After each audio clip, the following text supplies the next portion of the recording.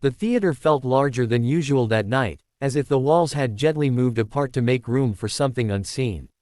Soft blue lights rested on the empty stage, and a quiet hum floated through the air, the kind of sound that comes from people holding their breath without realizing it. In the audience, families leaned forward in their seats. Some whispered. Some sat completely still. Everyone was waiting. Behind the curtain stood a young Filipino boy named Miguel. He was small for his age, wearing a simple dark jacket that hung a little loose on his shoulders. His shoes were polished, but scuffed at the toes, as if they had walked a long way to be here. Miguel's hands were clasped together in front of him. His fingers trembled slightly, not from fear alone, but from the weight of the moment pressing gently against his chest. This stage was far from home. Back in the Philippines, Miguel sang in a narrow living room where the walls were thin and the ceiling fan clicked when it turned. He sang while his mother cooked rice, while his father repaired old radios, and while the neighbors listened through open windows. Music had always been his safe place, a quiet friend that never asked for anything in return. Tonight, that friend was the only thing he had with him. The host announced his name, and the curtain slowly pulled back. Miguel stepped forward into the light. It was brighter than he expected, warm and heavy, wrapping around him like a spotlighted blanket. The audience applauded politely, unsure of what was coming. On the judges' panel sat Simon Cowell, Heidi Klum, Howie Mandel, and Sofia Vergara. They watched him with calm curiosity, the way people do when they are ready to be surprised but not yet convinced. Miguel stood still at the center of the stage. He took a breath that was deeper than his small body seemed able to hold. Simon leaned forward slightly, hands folded, eyes focused. "Hello," Simon said gently. "What's your name?" "Miguel," the boy replied. His voice was soft, almost fragile, but steady. "And where are you from, Miguel?" Sofia asked, smiling warmly. "I'm from Cebu, in the Philippines," he said. There was a small ripple of appreciation from the audience. Howie nodded, already interested. "And how old are you?" "I'm 12, Miguel answered. Simon raised an eyebrow. 12, he repeated. "And what will you be singing for us today?" Miguel paused. This was the part that always made people look at him differently. "I will sing a song by Scorpions," he said quietly. There was a brief moment of silence, followed by surprised murmurs. Heidi's eyes widened. Sofia laughed softly, not in mockery, but in disbelief. Simon leaned back slightly, studying Miguel with a new expression. "That's a big choice," Simon said. "Why that song?" Miguel swallowed. "Because, my father used to sing it when I was small," he said. When things were hard, he sang so we would not feel afraid. The room softened at his words.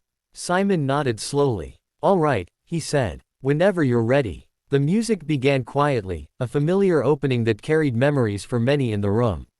Miguel closed his eyes for just a second, as if stepping back into his old living room thousands of miles away. Then he opened them and began to sing. His voice did not rush. It moved slowly, carefully, like someone walking across a fragile bridge.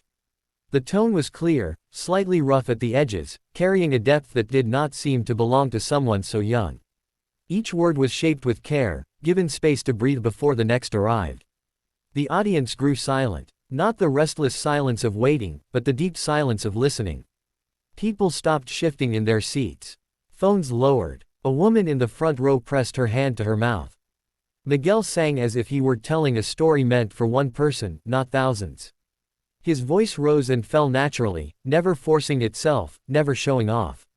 It carried longing, hope, and a quiet strength that wrapped itself around the room.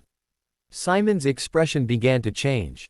His confident posture softened. His eyes, often sharp and guarded, reflected something gentler.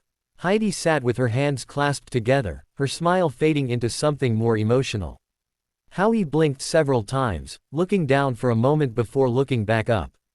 Sofia's eyes glistened as she leaned closer to the table. Halfway through the song, Miguel's voice trembled slightly. It was not a mistake. It was a human moment, raw and honest. He steadied himself and continued, and that small crack made the performance even more real. The gentle twist came quietly. As Miguel sang the final chorus, the camera caught Simon wiping his eye, trying to hide the movement by adjusting his glasses. He took a slow breath, as if surprised by his own reaction. This was not just a song anymore. It was memory. It was love. It was a child carrying his family's story across an ocean. When the last note faded, Miguel stood still.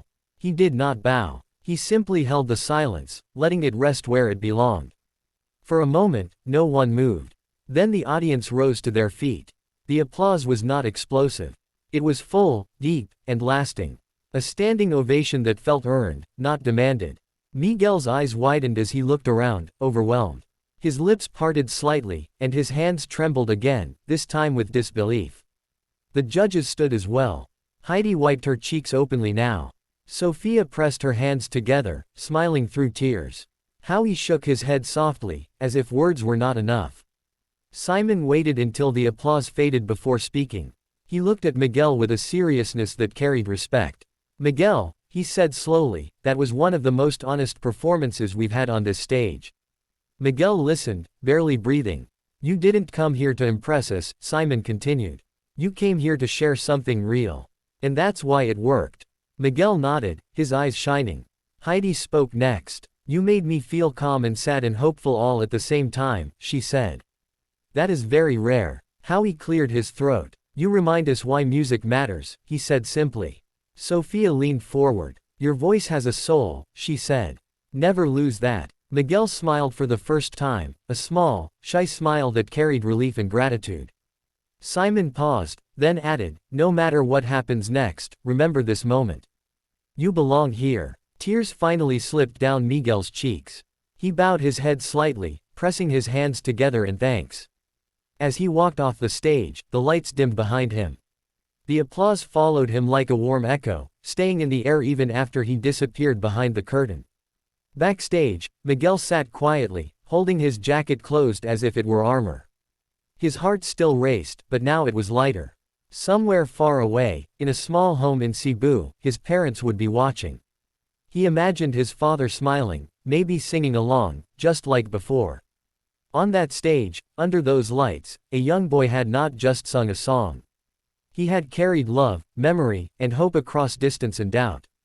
And for a few quiet minutes, everyone listening had carried it with him. The theater slowly returned to its usual rhythm. The judges prepared for the next act. The audience settled back into their seats. But something lingered, soft and steady, like the final note of a song that refuses to fade. And Miguel, wherever his journey would lead next, had already found his voice, and shared it with the world.